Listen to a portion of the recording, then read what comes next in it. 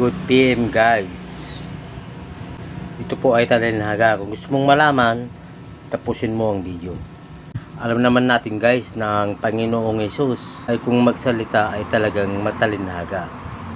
Halimbawa, napakita sa iyo ang ating Panginoong Hesus. Sinabi sa iyo ang katagang na matalinhaga, kung susundan mo ako, maliligaw ka.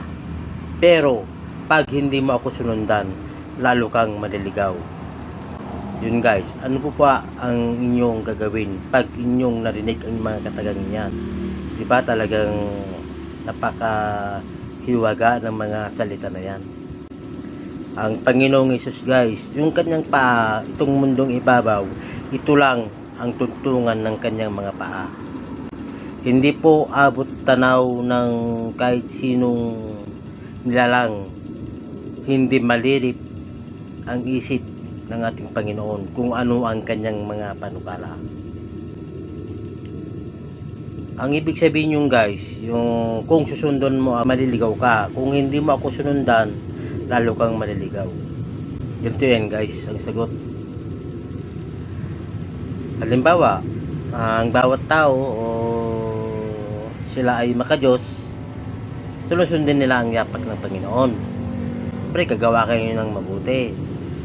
Ngayon, yun ang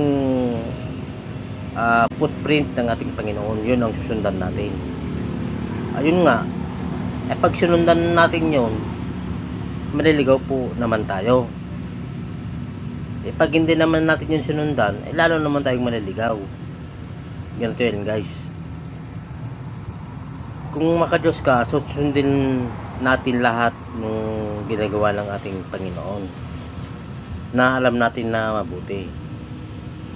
Kasi may sinusundan tayo kahit maligaw po tayo, at least po meron tayong guide or sinusundan.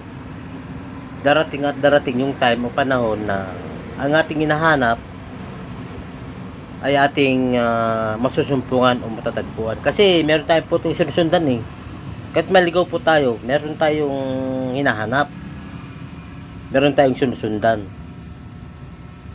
Yun po yung ibig sabihin ng pagsundan mo ako, ikaw ay maliligaw. Pero pag hindi mo ako sunundan, lalo kang maliligaw.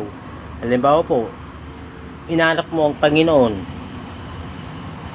pero wala naman siyang bakas, wala siyang yapak, go ka lang ng go sa buhay, wala kang pagsamba, wala kang pagdalo sa mga pagtitipon, misa, yun po, maliligaw po tayo. Hindi tayo nagpapatawad, hindi tayo humingi ng tawad kung tayo nagkakasala, kahit alam naman tayo may kasalanan, yun po, maliligaw po tayo kasi wala po tayong sinusundan o di po ba? Meaningful.